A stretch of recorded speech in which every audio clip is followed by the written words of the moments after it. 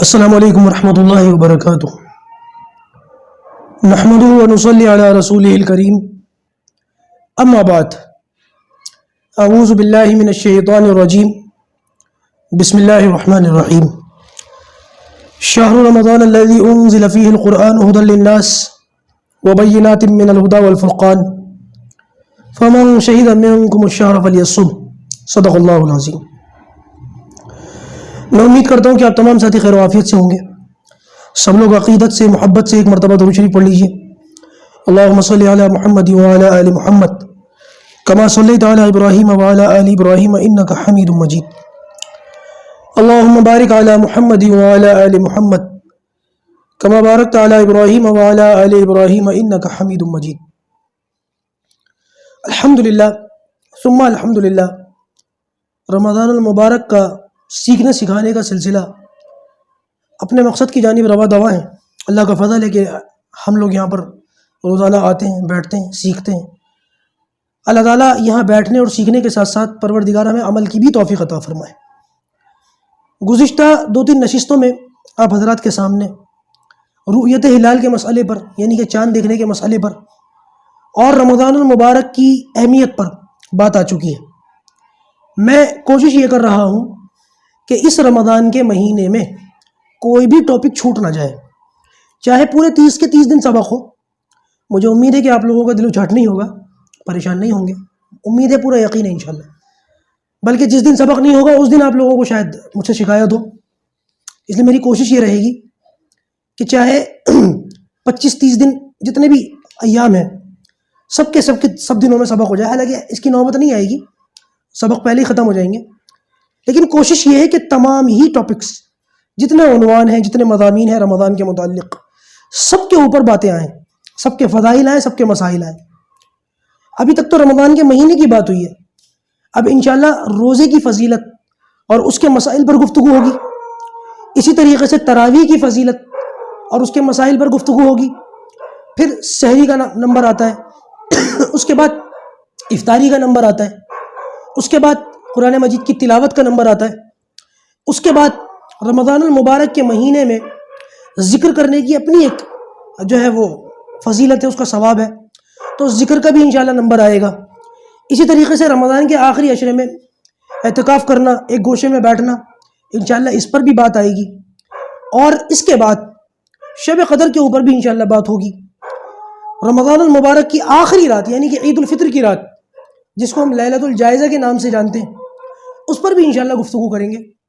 اور اسی طریقے سے اگر درمیان میں کوئی اور موضوع سمجھ میں آیا کہ ہاں بھائی یہ بات رہ گئی، ابھی تو جو میرے ذہن میں تھے میں نے وہ آپ کے سامنے رکھ دیے، اگر کوئی اور مضامین ہوئے اور میرے ذہن میں نہ ہوئے تو انشاءاللہ عز و جل ان مضامین کو بھی میں آپ کے سامنے رکھ دوں گا۔ اللہ پاک مجھ کو صحیح کہنے کی اور ہم سب کو ان تمام باتوں پر عمل کرنے کی توفیق عطا فرمائے۔ تو انشاءاللہ اب اس سلسلے کو آگے بڑھاتے ہوئے آج کے موضوع پر بات کرتے ہیں۔ جتنے مضامین میں نے ابھی بتائے اس میں یہ موضوع نہیں بتایا جو آج ہوگا انشاءاللہ، وہ یہ کہ رمضان المبارک کے مہینے میں کون کون سے کام ہیں جو ہمیں کرنے چاہیے، اور کون کون سے ایسے کام ہیں جو ہمیں نہیں کرنے چاہیے، بچنا چاہیے۔ دیکھیے، ڈوز اینڈ ڈونٹس 2 طرح کے ہیں، کچھ کرنے کے کام ہیں اور کچھ چھوڑنے کے کام ہیں۔ اس صورت کے اندر ایک بات ضرور سمجھ لینی چاہیے کہ ہماری زندگی میں ایسے بہت سارے اعمال ہیں جن کو ہم ثواب سمجھ کے کر رہے ہوتے ہیں لیکن ہمیں نہیں کرنے چاہیے، اور اسی طریقے سے بہت سارے کام ہیں کہ جو ہمیں اس مہینے میں کرنے چاہیے لیکن لا علمی کی وجہ سے ہم ان کو نہیں کر پاتے۔ لہٰذا یہاں پر ان دونوں ہی باتوں کے اوپر میں توجہ دوں گا کہ کون کون سے اعمال ایسے ہیں جن کو ہم دیکھیں اور کون کون سے اعمال ایسے ہیں جن کو ہم چھوڑیں، ترک کریں۔ آج کی جو نشست ہے، آج کا جو سبق ہے یا آج کی جو کلاس ہے، اس کے متعلق میں آپ لوگوں سے درخواست کروں گا، آپ چاہیں تو یہی کلاس روک دیں اور اپنے پاس ایک چھوٹی سی پاکٹ ڈائری بنا کر کے رکھ لیں، نوٹ بک رکھ لیں، کاغذ قلم لے لیں اور لسٹ بنائیں ان کاموں کی جو میں بتانے جا رہا ہوں۔ ابھی رمضان المبارک آج 3را روزہ ہے، کوئی لمبی چوڑی ہماری اتنی وہ نہیں ہوئی، ابھی پورا مہینہ پڑا ہوا ہے۔ لہٰذا 27-28 دن جو بھی بچے ہوئے ہیں، 26-27 دن، ان بچے ہوئے ایام میں ان بتائی ہوئی لسٹ کے کاموں کے مطابق انشاءاللہ ہم رمضان گزاریں گے۔ مجھے پورا یقین ہے انشاءاللہ عز و جل اس رمضان کے گزرنے کے بعد آپ کے دل میں ضرور تبدیلی اور کیفیت محسوس ہوگی انشاءاللہ۔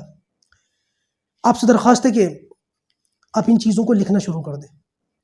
سب سے پہلا کام جو رمضان المبارک کا مہینہ ملتے ہی کرنا چاہیے، بلکہ ملنے سے پہلے کر لینا چاہیے، لیکن کوئی بات نہیں، اب تک نہیں کیا، اب کر لیں۔ سب سے پہلا کام جو رمضان کا مہینہ بندہ پائے تو کیا کام کرے؟ علماء نے فرمایا سب سے پہلا کام جو انسان کو کرنا چاہیے وہ ہے توبہ۔ توبہ اپنے گناہوں سے، اپنی نافرمانیوں سے، اپنی غلطیوں اور کوتاہیوں سے۔ اور توبہ کیسے ہوتی ہے؟ توبہ کے لیے بھائی ظاہر سی بات ہے کہ جو کچھ گناہ کیے ہیں ان پر شرمندگی کا احساس ہو کہ ہاں بھائی مجھ سے غلطی ہوئی ہے، شرمندگی ہوئی ہے۔ دوسرا، آئندہ نہ کرنے کا ارادہ ہو کہ اب آئندہ نہیں کروں گا۔ اور تیسرا، چھوڑ دیا ان کو، اب نہیں کرنا، توبہ، شرمندگی ہے۔ تو یہ 2-3 کام ہیں، ان کو دیکھنا پڑے گا توبہ کے اندر۔ لیکن یہاں ایک بات یاد رکھیے گا، بہت سارے لوگ یا دھوکے میں مبتلا ہیں یا جان بوجھ کے خود کو دھوکہ دیتے ہیں، مجھے تو نہیں پتا، لیکن اس دھوکے کو صاف کرنے کے لیے میں اس بات کی وضاحت کر دوں کہ توبہ کے اندر شرط اس بات کی ہے کہ حقوق ادا کیے جائیں۔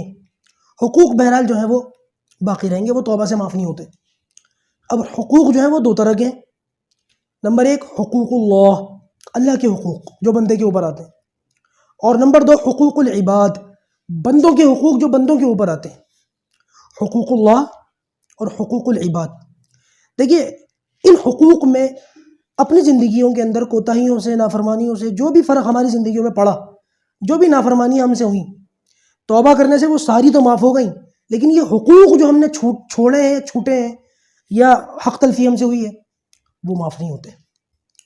یہیں پر لوگ اپنے آپ کو دھوکہ دیتے ہیں، یہ دھوکے میں پڑے ہیں۔ اسی غلطی کو میں صاف کرنا چاہ رہا تھا۔ حقوق اللہ میں کون سی چیزیں ہیں؟ نماز ہے 5 وقتہ جو انسان سے چھوٹی ہیں، رمضان کے روزے ہیں، اسی طریقے سے اگر مالدار ہے تو زکوٰۃ ہے، اور حج کی فرضیت ہے۔ یہ 3-4 چیزیں ہیں کہ انسان کو اللہ تعالیٰ کے حقوق میں سے ان کی ادائیگی کرنا لازمی اور واجب ہے۔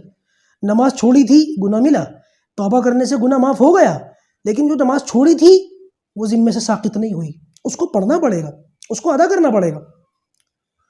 یہی کا یہی معاملہ روزوں کا ہے۔ حساب لگائیں، ابھی میں اس پر آؤں گا، قضا نمازیں کیسے پڑھنی ہے، اس کا کیا طریقہ ہے، اس پر بھی ابھی میں تھوڑی دیر میں بات کروں گا۔ ابھی فی الحال یہاں پر حقوق کی بات ہو رہی ہے کہ حقوق میں یہ چیزیں آتی ہیں۔ زندگی میں اگر کوئی روزے چھوٹے تھے، کوئی معاملہ ہوا تھا، بیٹھ کر کے حساب لگائے کتنے روزے چھوٹے تھے، اور ان قضا روزوں کو، چھوٹے ہوئے روزوں کو رکھنا شروع کر دیں۔ اگر زکوٰۃ تھی، کئی سالوں سے زکوٰۃ نہیں ہے، خاتون میرے پاس، میری مطلب اپنی یہ سمجھ لیں محرمات میں سے ہیں، اور ان کا میرے پاس جو ہے خط آیا کہ بیٹا اتنے سالوں سے 28-30 سالوں سے زکوٰۃ نہیں دی، 28-30 سال زکوٰۃ ہی نہیں دی۔ میں نے کیا سوچ کر بیٹھی نہیں تھی آپ؟ سب کی زکوٰۃ دیجئے، کہہ رہے ہیں کہ جو بھی چیزیں ہیں وہ ساری ختم ہو جائیں گی اسی میں۔ میں نے کہا کیا بولوں میں اب آپ کو، یہ آپ کے اوپر لازم ہے، آپ کی چیز ختم ہو جاتی ہے وہ ایک الگ سی بات ہے، لیکن اگر آپ نے ادا نہیں کیا تو یہ اتنے سالوں سے جو آپ نے معاملہ روکا ہوا ہے، کہیں اللہ تعالیٰ کو اس بات کی، خدا نخواستہ اللہ تعالیٰ اس بات پر ناراض ہو گیا۔ 28-30 سال بہت لمبا عرصہ ہو گیا، اتنے سالوں سے زکوٰۃ ہی نہیں دی، کمال کی بات ہے۔ تو سوچنے کی بات یہ ہے کہ جو چیزیں اللہ تعالیٰ کے حقوق میں سے ہمارے اوپر آتی ہیں، ان کو جو ہے وہ آدمی ادا کرے، ادا کرنے کی کوشش میں لگ جائے، فکر میں لگ جائے، انشاءاللہ کہیں نہ کہیں نکل ہی جائے گا ایک نہ ایک دن۔ ایسے ہی اگر مالدار تھا، حج نہیں کیا تو اب حج کرے۔ ہاں اگر حالات خراب ہو گئے، مالداری کے ٹائم میں حج نہیں کیا اور اب حالات خراب ہو گئے، فائنینشیل کنڈیشن جو ہے وہ ڈاؤن ہو گئی، تب ایک الگ سی بات ہے، توبہ استغفار کرے۔ لیکن اگر حالات ٹھیک ہیں، اب حج کرے، اب دیر نہ کرے، توبہ کر لی نا، اب دیر نہ کرے۔ حقوق اللہ کے بعد دوسرا نمبر اگر کسی چیز کا آتا ہے وہ ہے حقوق العباد، اور یہ بڑی ٹف چیز ہے، بڑی خطرناک چیز ہے۔ بعض علماء کی مجالس میں بیٹھ کر، بعض کتابوں کا مطالعہ کر کے ایک چیز ہماری سمجھ میں آتی ہے، وہ یہ کہ شاید اللہ تعالیٰ حقوق اللہ معاف فرما دے قیامت کے دن۔ یہ بھی شاید ہے، غلط فہمی لے کے مت اٹھیے گا ہماری کلاس سے، کبھی آپ یہ کہیں کہ انہوں نے یہ کہا ہے کہ حقوق اللہ معاف ہو جائیں گے، یہ بھی شاید ہے۔ کوئی شخص ایکسیپشن میں ہو، اللہ تعالیٰ معاف کر دے تو ایک الگ سی بات ہے، معاف حقوق اللہ بھی نہیں ہوں گے، لیکن 1% شاید 1% حقوق اللہ معاف ہو جائیں، حقوق العباد تو 1% بھی معاف نہیں ہوں گے، یہ دینے ہی پڑیں گے۔ حقوق العباد میں کیا ہے کسی کا مال کھا لیا، کسی کی زمین ہڑپ کر لی، کسی کو جو ہے اس کی غیبت کر دی، کسی کو گالی دے دی، کسی کی چغلی لگا دی، کسی سے حسد میں اس کو نقصان پہنچا دیا. یہ حقوق العباد ہے. اور یہ کس طریقے سے معاف ہوں گے؟ جس کا جو حق ہے اس کو دیجیے، اور اس سے جو تکلیف آپ کو پہنچے اس سے معافی مانگیے. یہ جب تک نہیں کریں گے حقوق العباد ساقط نہیں ہوں گے. بڑی خطرناک چیز ہے. قیامت کے دن کی رسوائی سے دنیا کی رسوائی بہت بھلی. آپ صلی اللہ علیہ وسلم نے خود فرمایا تھا کہ اگر میں نے آخری وقت میں سیرت دیکھی، ابھی بھی اسباق موجود ہیں، اللہ کے رسول صلی اللہ علیہ وسلم نے زندگی کے آخری وقت میں فرمایا تھا کہ میں نے اگر کسی کے کوڑا مارا ہو تو یہ میری کمر حاضر ہے، اپنا بدلہ لے لے.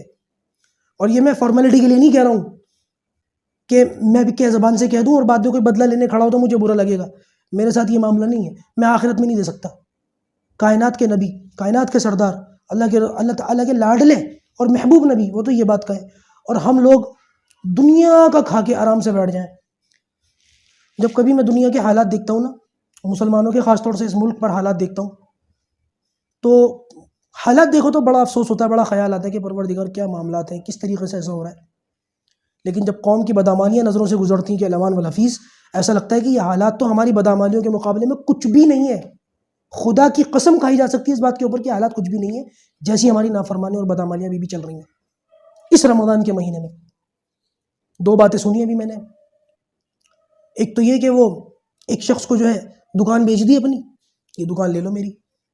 اچھا بھائی ٹھیک ہے، کاغذ واغذ دکھا دیے میری دکان ہے، اور بالکل اس کو معتبر کر کے اور اچھے طریقے سے اس کو لے لیا، بوتل میں اتار لیا، دکان بیچ دی، کاغذ دے دیے، چلے گا دکان بیچ کے، یہ جا اور وہ جا، لاکھوں کا سودا تھا. وہ اللہ کا بندہ دکان کھول کے بیٹھ گیا. 2-3 دن اس نے کام کرا، پولیس آ گئی.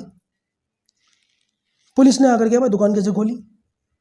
کہ سر وہ دکان خریدی ہے میں نے، مالک ہوں اس لیے دکان کھول کے بیٹھا ہوں. پولیس نے کہا اس دکان پر ہم نے سیل لگا رکھی. وجہ کیا تھی وہ تو چھوڑو اس کو، اللہ ہی بس سب کے پردے رکھے. اس دکان پر ہم نے سیل لگا رکھی، تم نے کھولی کیسے؟ کہ اللہ کا سر سیل کیسے لگے؟ تو دکان خریدی ہے. کہ جو اس کا پچھلا آنر تھا اس کے یہ کرتوت تھے، یہ معاملات تھے، اس طریقے سے ہم نے اس پر سیل لگا دی تھی، دوبارہ سیل لگے گی اور تمہارے اوپر بھی اس دکان کو کھولنے کا جرمانہ لگے گا.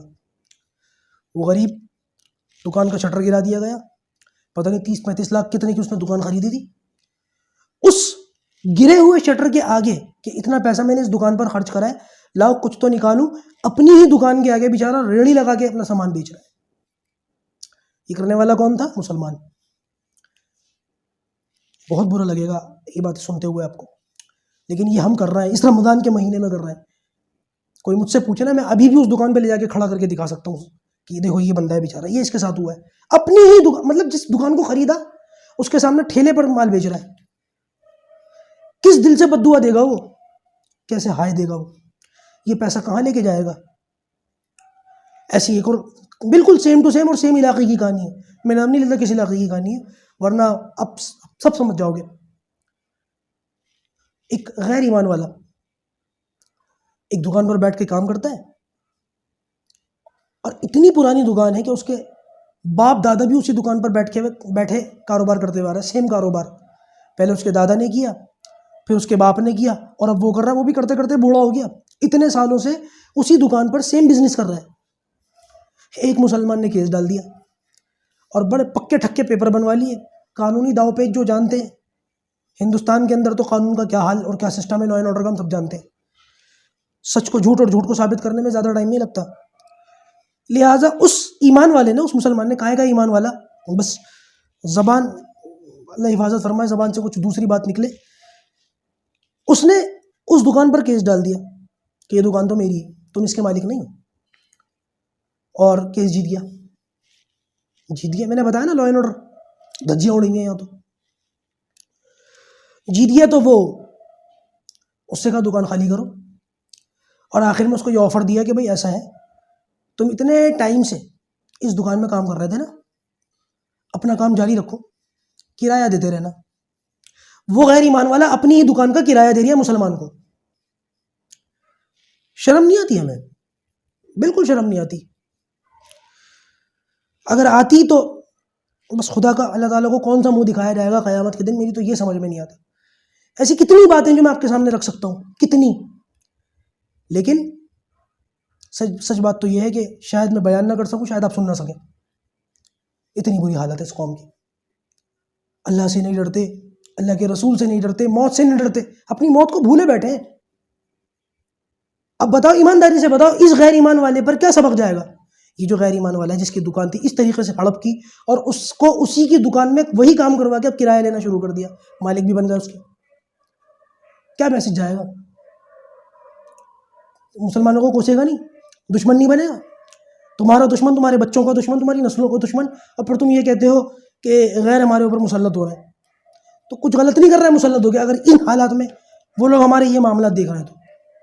ہاں، اللہ کا فضل ہے، کرم خدا کا، کہ مسلمانوں نے اچھی مثالیں بھی قائم کی ہیں. پچھلے سال مسلمانوں نے روزے توڑ توڑ کر کے پلازمہ دیے کووڈ کے مریضوں کو. اللہ کا فضل ہے، کووڈ سے مرنے والے غیر ایمان والوں کا جنازہ اٹھا کر کے یہ لوگ لے کر کے گئے. بعض جگہ تو حالانکہ میں ایگری نہیں کرتا، لیکن بعض جگہ سے یہ سننے میں آیا کہ پورے ہندو ریتی رواج کے مطابق ان کو جو ہے ان کا انتم سنسکار کیا ہے. اس پر میں ایگری نہیں کرتا، لیکن یہ کہ نکل کر جب ان کا اپنا پڑوسی نہیں آیا تو مسلمان نکل کر آیا. جب حالات خراب ہوئے، اچانک لاک ڈاؤن لگا اور لوگ اپنے گھروں کی طرف دوڑے، سر پر گٹھلیاں رکھتے ہوئے، معذور بھی تھے، بچے بھی تھے، بوڑھے بھی تھے، عورتیں بھی تھی، چلچلاتی دھوپ میں، تو مسلمان ہی نکلا روزے کی حالت میں. کسی کو پانی پیش کر رہا ہے، کسی کو کچھ پیش کر رہا ہے، کسی کو کچھ دے رہا ہے، کسی کو کچھ دے رہا ہے. اللہ کا فضل ہے، یہ اچھی مثالیں ہیں. یہی وجہ ہے کہ کہیں نہ کہیں ابھی بھی امن اور بھائی چارہ قائم ہے. لیکن سکے کا دوسرا رخ، اس کو نظر انداز نہیں کیا جا سکتا، جو میں نے ابھی آپ کے سامنے رکھا. حقوق العباد کی ادائیگی بہت بڑی چیز ہے، اس میں بڑے بڑے پھنسے ہوں گے قیامت کے دن. اللہ ہماری حفاظت. تو سب سے پہلے توبہ، اور توبہ کے لیے شرط کیا ہے؟ حقوق کی ادائیگی. اللہ پاک اس مصیبت سے نکلنے کی جو ہے ہمیں توفیق دے اور ہماری ہمت بڑھائے. جس کا جو لیا دیا ہے بھائی، دیکھو یہ تو میں نے پھر بھی دور کی مثالیں دی ہیں. بیویوں کو مہر نہیں دیتے، بہنوں کو وراثت نہیں دیتے. اچھے اچھے بھلے دیندار متقی پرہیزگار شریف گھرانے کے لوگ ایک حج سے آ کر اگلے حج پر جانے والے بہنوں کو وراثت نہیں دیتے. لیے جائے تو لے لو، کیا کر لو گے؟ بیویوں کو مہر نہیں دیتے. کیا سناؤں؟ میں نے کہا نا، کیا میں سناؤں اور کیا آپ سنو گے؟ نہیں سن سکتے. بہت بری حالت ہے، بہت بہت بری حالت ہے. اللہ ہماری حفاظت فرمائے. تو سب سے پہلے جو ہے وہ ان اعمال میں جو سب سے پہلی چیز ہے جو کرنے کی ہے وہ ہے توبہ. اور دوسرے نمبر پر جو کرنے کا کام ہے توبہ کے بعد، یہ اس کو لکھ لیجئے گا جو میں نے جیسے پہلے بتایا تھا نا، سب سے پہلا کام جو رمضان میں کرنے کا ہے وہ ہے توبہ. اپنے گناہوں پر شرمندگی اور ان کو چھوڑنے کا ارادہ اور آئندہ نہ کرنے کا عزم. یہ 2-3 نیتیں کرنی ہیں اور پھر حق ادا کر لیں. یہ کام تو پہلے کرنا ہے. دوسرے نمبر پر توبہ کے بعد جو کرنا ہے وہ ہے اپنے نیت کی اصلاح. نیت کی اصلاح ضرور کرنی ہے. ہم روزے کیوں رکھ رہے ہیں؟ یہ تو نہیں کہ ٹرینڈ میں چل رہی ہے ایک چیز، ہاں بھائی برسات کے اندر جب وہ سارا معاملہ چلتا ہے تو مثال اچھی نہیں ہے اس لیے میں نے دی نہیں. سب روزے سے، ہم بھی روزے سے ہیں. نیت کی اصلاح کر لیں کہ یہ روزہ اس لیے نہیں رکھ رہا ہوں کہ ایک ماحول بنا ہوا ہے روزے رکھنے کا تو ہم نے بھی رکھ لیا. یہ بات میں اس لیے کہہ رہا ہوں کیونکہ بہت سارے لوگ روزہ رکھ کر مسجد کو نماز کو لیے نہیں جاتے. شروع میں بڑا جوش ہوتا ہے، بڑا ولولہ ہوتا ہے، پہلی صف میں بیٹھ جاتے ہیں. میں تو دعا کرتا ہوں کہ اللہ پاک یہ جو پہلی صف میں بیٹھے ہیں، اللہ پاک ان کو پورا سال اسی طریقے سے پہلی صف کے لیے قبول فرما لے. بلکہ یقین مانیے گا کہ ہماری مسجد میں جہاں میں نماز پڑھاتا ہوں، آج کل جو نمازی آ رہے ہیں جو پورا سال نہیں دکھتے، ان کے ساتھ بڑی خوش اخلاقی سے پیش آتا ہوں. آپ لوگوں سے بھی درخواست کہ ایسے لوگوں کے ساتھ بڑی خوش اخلاقی سے پیش آئیے. جو 12 مہینے کے نمازی ہیں نا، جو پہلی صف میں نماز پڑھتے ہیں، نہیں ملے گی انہیں جگہ، آخری صف میں نہیں ملے گی. مسجد کے کسی اور باہر صحن میں اوپر جا کے نماز پڑھیے. ان لوگوں سے ناراض مت ہوئیے گا خدا کے واسطے. کبھی آپ ان کو کوسنا شروع کر دیں، ان کو ٹیڑھی آنکھ سے دیکھنا شروع کر دیں. یہی وقت ہے ان کی تربیت کرنے کا، ان کے ساتھ خوش اخلاقی سے پیش آنے کا. ان کے کندھے پر ہاتھ رکھیے، ان سے ہاتھ ملائیے اور خوشی کا اظہار کیجیے کہ ان کے مسجد آئے ہیں. ان کو ہو سکے تو تھوڑا تحفہ بھی دیجیے. تحفے دینے سے محبت بڑھتی ہے. حدیث ہے یہ کہ تحفے دینے سے محبت بڑھتی ہے. لہٰذا ان لوگوں سے میری درخواست ہے جو صرف رمضان کے موسم کے اندر ذرا سا گھر سے باہر نکلتے ہیں، اپنی نیتوں کو ضرور دیکھ لیں بھائی کہ ہم یہ سب کیوں کر رہے ہیں. یہ صرف اس لیے کر رہے ہیں کہ بس دنیا چل رہی ہے تو ہم بھی چل رہے ہیں. ایسے نہیں کرنا، بلکہ اللہ کی رضا کے لیے، تقوی اختیار کرنے کے لیے ہم نے یہ روزہ رکھا ہے. اور انشاءاللہ اب یہ جو روٹین ہماری دین پر چلنے کی شروع ہوئی ہے، یہ موت سے پہلے ختم نہیں ہونی انشاءاللہ. بلکہ ہمارے ایک بزرگ ہیں، وہ تو بڑی زبردست بات کی مجھ سے. بڑے بھی کس طریقے کی تربیت کرتے، کیسے کیسی باتیں کہتے ہیں کسی نیک کام کے متعلق بات چل رہی تھی ہمارے استادوں میں سے، تو ہاں بھائی کرو گے اس کام کو؟ انشاءاللہ کریں گے۔ تو پوچھا کب تک کرو گے؟ تو ہم طلبہ جتنے بیٹھے ہوئے تھے ہم سب نے کہا مرتے دم تک۔ تو حضرت نے کہا نہیں یہ نیت مت کرو، سمجھے بات کو کیا کہہ رہے ہیں، یہ نیت مت کرو۔ تو پھر حضرت کیا نیت کریں؟ کہنے لگے کہ یہ نیت کر لو کہ قیامت تک کریں گے۔ بعض باتیں کتابوں میں نہیں لکھی ہوئی ہوتی ہیں، اللہ تعالیٰ بزرگوں کے دل میں ڈالتا ہے، کچھ باتیں اللہ تعالیٰ بزرگوں کے دل میں ڈالتا ہے۔ تو بزرگ ہمارے استاد کہنے لگے کہ یہ نیت کر لو کہ اس عمل کو، جو یہ نیک کام ہے، اس کو اب کریں گے تو قیامت تک کریں گے۔ اس نیت میں کیا فائدہ ہے؟ دیکھو بچوں، اس نیت میں فائدہ یہ ہے کہ قیامت تک تو تم زندگی لے کر کے آئی نہیں، پکی بات ہے، کنفرم ہے کہ قیامت تک کی تو تمہاری زندگی نہیں ہے، لیکن احادیث سے، دینی کتابوں سے مطالعہ کرنے سے یہ بات سامنے آتی ہے کہ بندہ جو نیت کر لیتا ہے اللہ تعالیٰ نیت پر ویسا ہی اجر عطا فرما دیتے ہیں۔ تو اگر تم مرتے دم تک کی نیت کرو گے تو مرتے دم تک کا اجر تمہیں ملے گا، لیکن اگر تم نے قیامت تک کی اس نیت کو، اس کام کو کرنے کی نیت کر لی تو قیامت تک تمہاری زندگی تو نہیں ہے، لیکن نیت کرنے پر قیامت تک کا اجر اللہ تعالیٰ کے یہاں لکھ دیا گیا۔ کتنی بڑی بات ہے۔ تو یہ ہمارے ایک استاد تھے، انہوں نے اس طریقے کی بات کی تھی، انہوں نے کہا تھا بھائی یہ کسی کتاب میں نہیں ہے، بس اللہ تعالیٰ کبھی کبھی کچھ باتوں کو اپنے اللہ والوں کے دلوں میں ڈالتا ہے۔ تو انشاءاللہ ہم نیتوں کی اصلاح کر رہے ہیں کہ اب جو بھی ہم کام کریں گے کب تک کریں گے بتا دیا میں نے۔ تیسرا کام جو اس مہینے کے اندر کرنا چاہیے، رمضان المبارک کے اندر موقع ہو، یہ سب کے لیے نہیں ہے، ہر کوئی کر بھی نہیں سکتا اس کام کو جو میں بتانے جا رہا ہوں، وہ یہ ہے کہ اگر موقع ہو اور ہاتھ میں پیسہ وغیرہ بھی اچھا خاصا ہو، فائنینشیل کنڈیشن بہت اچھی ہو، آپ کی معیشت بہت اچھی ہو، پیسہ ویسا ہو، کوئی دقت کوئی پریشانی نہ ہو، حلال کا ہو، یہ ایک طرف رکھیے گا بات پہلے۔ تو تیسرا کام آپ یہ کریں کہ رمضان کے مہینے میں عمرہ فرما لیں، رمضان کے مہینے میں عمرہ ادا کر لیں۔ رمضان کے مہینے میں عمرہ اور عام دنوں میں عمرہ تھوڑا سا فرق ہے، مہنگا ہو جاتا ہے، رمضان میں اچھے خاصے پیسے لگ جاتے ہیں، اس لیے کہ بعض کتابوں کے مطالعے سے یہ بات پتہ چلتی ہے کہ رمضان کے مہینے میں جو شخص عمرہ کرے وہ ایسا ہے جیسے اس نے اللہ کے رسول صلی اللہ علیہ وسلم کے ساتھ حج کیا۔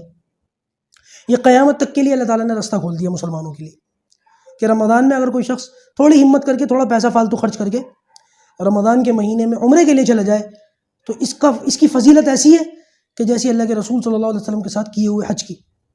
تو بھائی یہ موقع نہیں چھوڑنا، اگر اس سال نہیں بنتا معاملہ تو اگلے سال کے لیے نیت کر لیں، فائدہ بہت ہوگا انشاءاللہ۔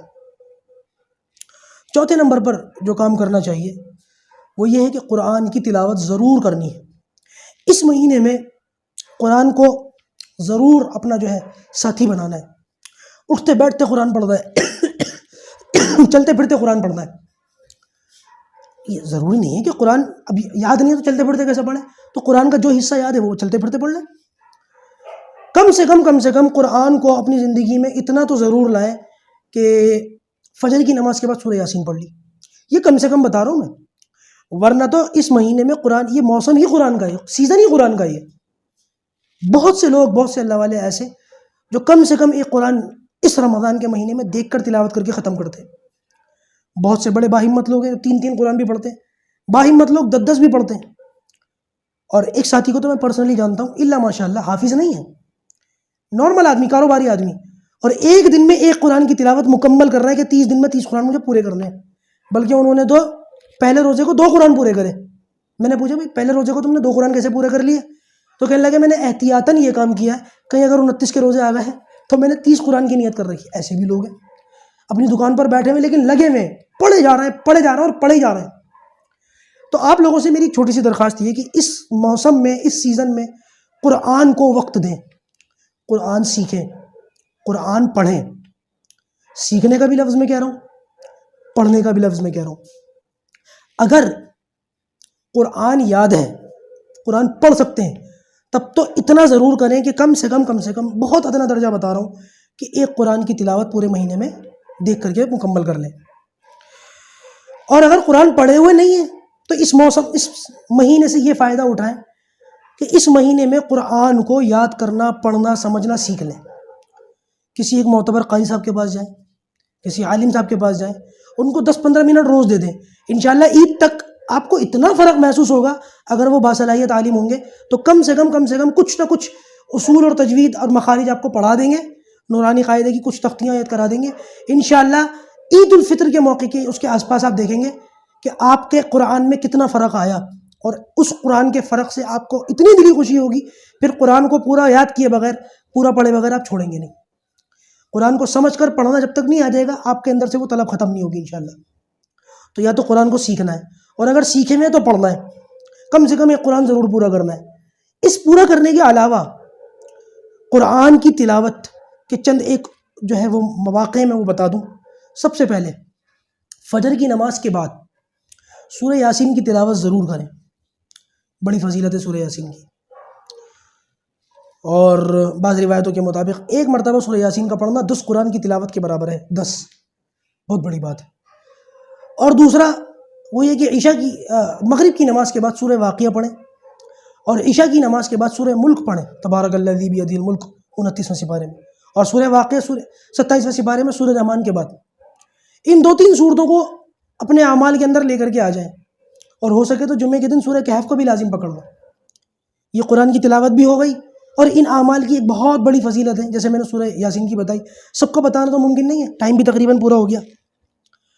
تو یہ 3-4 کام جو میں نے ابھی بتائے ہیں، ان کو آج سے شروع کر لیجئے، آج سے ان کو اپنی زندگی میں لے آئیے۔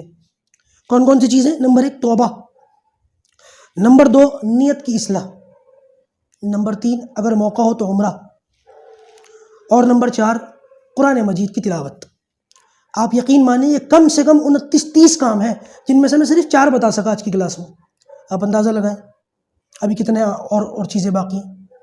کوشش کروں گا کہ ساری کی ساری جو چیزیں ہیں ان کو کل آپ کے سامنے رکھ دوں، آج تو بات پوری نہیں کر سکا، ٹائم تقریباً پورا ہوتا جا رہا ہے۔ تو تلاوت کے ساتھ ساتھ ایک چیز کا اور دیکھ لینا ہے، وہ ہے تلاوت کی کیفیت۔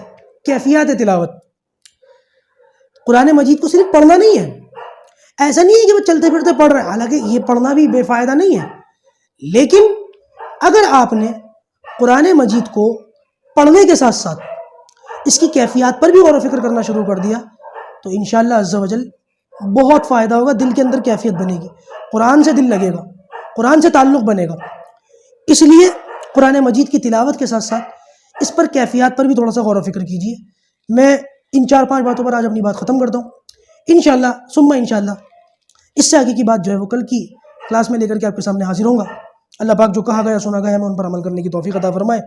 السلام علیکم ورحمۃ اللہ وبرکاتہ۔